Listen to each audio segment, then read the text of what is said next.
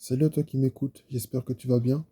Alors j'étais là et le Seigneur il m'a donné une pensée simple pour quelqu'un qui a du mal à s'accrocher au Seigneur ou du moins qui a du mal en tout cas à lui faire complètement confiance en lâchant prise. Et le Seigneur m'a donné une image, c'était une personne qui ne sait pas nager et qui préfère rester accroché au bord de la piscine. Et souvent, qu'est-ce qui se passe quand quelqu'un ne sait pas nager? On veut justement la pousser à lâcher le bord de la piscine et à commencer à faire des mouvements. Euh, des fois, on t'invite même au milieu, même du grand bassin, pour t'apprendre à nager.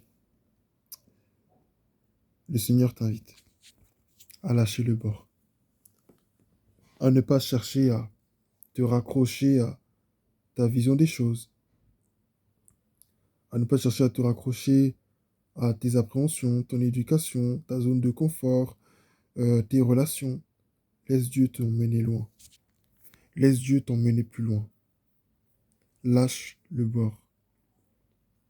Lâche prise. Parce que de l'autre côté, à l'autre bord, de l'autre bord, pardon, il y a des richesses dont tu ne soupçonnes pas l'existence, mais des richesses qui te sont réservées. De l'autre côté, il y a des personnes qui attendent avec un grand désespoir, qui attendent avec de grands soupirs de te rencontrer. Ces personnes attendent de connaître, de découvrir qui tu es.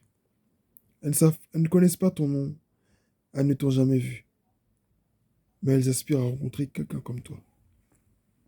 Et il se trouve que c'est toi la personne que Dieu a choisie pour faire du bien à ces personnes. Mais ces personnes ne seront jamais délivrées. Ces personnes ne seront jamais euh, touchées par le Seigneur tant que tu n'oses pas faire le pas.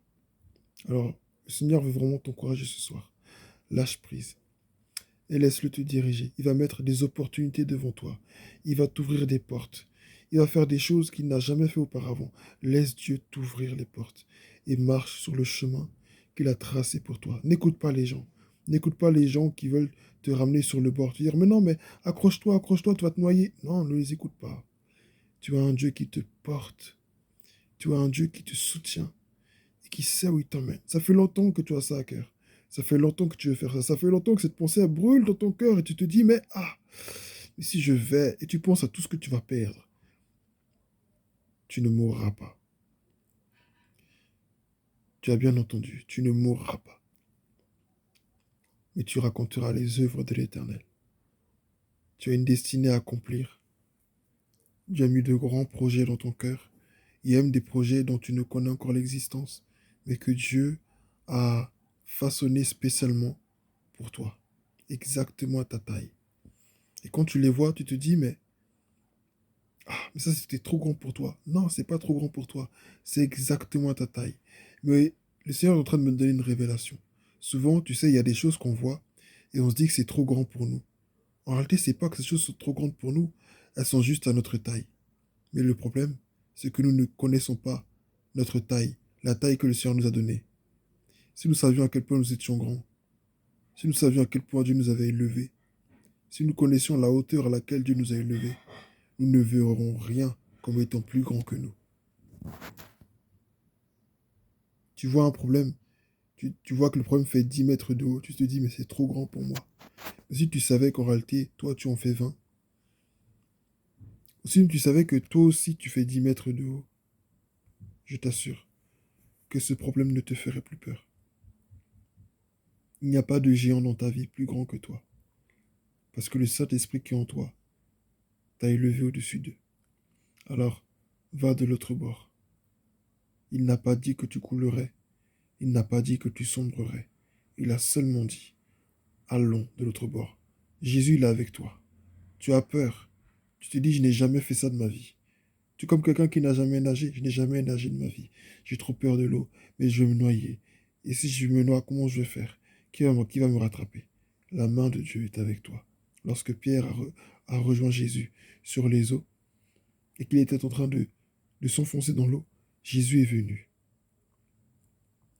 Pourquoi est-ce que pour toi Jésus ne viendrait pas? Jésus, il est déjà avec toi. Mais il veut juste que tu fasses ce pas de foi en lâchant prise. Commence à bouger les pieds, commence à bouger les mains, commence à chercher à avancer, regarde de loin l'objectif et dirige-toi.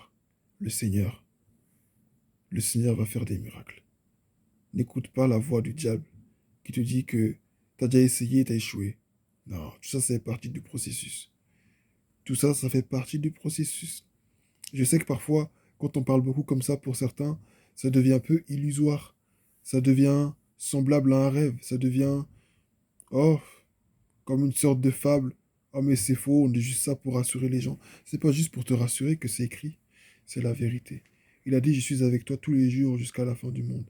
Il a dit, je ne t'abandonnerai point, je ne te délaisserai point. Il est même allé jusqu'à la croix pour toi. Qu'est-ce qu'il ne peut pas te donner? Fais-lui confiance. Fais-lui confiance. Accepte de fermer les yeux, de tendre ta main dans la main et de tendre ta main, de laisser Jésus t'attraper et te conduire. Il te dira, fais un pas, arrête-toi pendant un moment. Maintenant, avance. Arrête-toi, avance. Arrête-toi, avance. Arrête-toi. Et des fois, l'arrêt va sembler même plus long que le moment où tu étais en mouvement.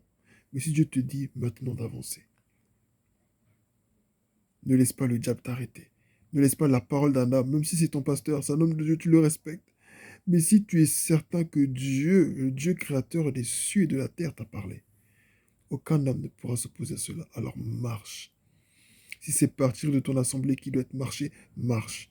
Si c'est partir dans un autre pays qui doit être semblable qui doit être semblable au fait de faire confiance à Dieu, marche. Si ce doit être commencer un ministère, commencer dans un domaine quelconque, le commerce, l'entrepreneuriat, vas-y, Dieu est avec toi. On va te trahir, on va t'abandonner, on va pas te comprendre, on va te combattre, on va s'opposer à toi. Et je sais combien de fois la confrontation peut faire peur. La confrontation fait très peur. Mais lorsque tu te rapproches de Dieu, prends du temps avec le Saint-Esprit, il te donnera la force. Parce que souvent la peur, elle vient d'où? D'où vient ce manque de foi, cette incapacité à faire confiance à Dieu? Elle vient tout simplement du fait que nous manquons, que tu manques certainement de communion avec lui. Alors rapproche-toi de ce Dieu qui t'aime tant et qui soupire après ta présence chaque jour.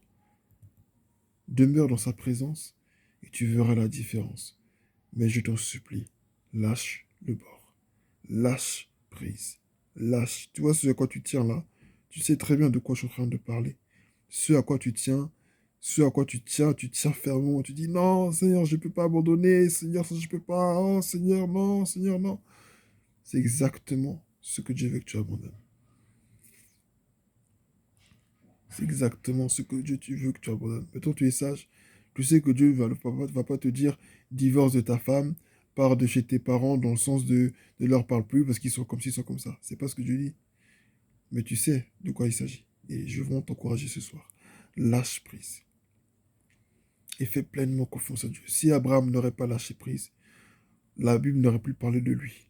Après que, on aurait peut-être parlé de lui, mais comme mauvais exemple. Un homme a été appelé par Dieu et il n'a jamais obéi.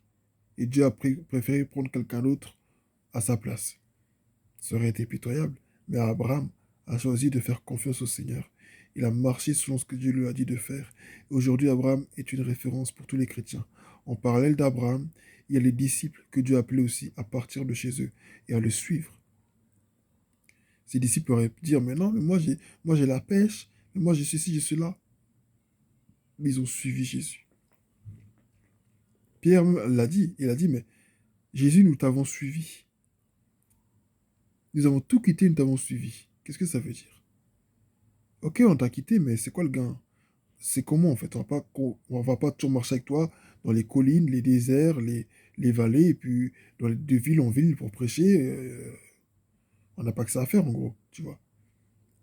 Mais Jésus lui a dit, euh, il n'y en a pas un d'entre vous qui ait quitté père, mère, femme, enfant. C'est bien, sans recevoir au centuple, ou sans recevoir de récompenses dans ce monde et dans le monde à venir. Donc, fais confiance à Dieu, je t'en supplie. Je prie que toi qui m'écoutes, que tu fasses confiance au Seigneur et que par ce petit pas-là que tu vas faire de foi, que tu puisses voir des miracles, des prodiges s'opérer dans ta vie. Que Dieu te bénisse et très bonne soirée.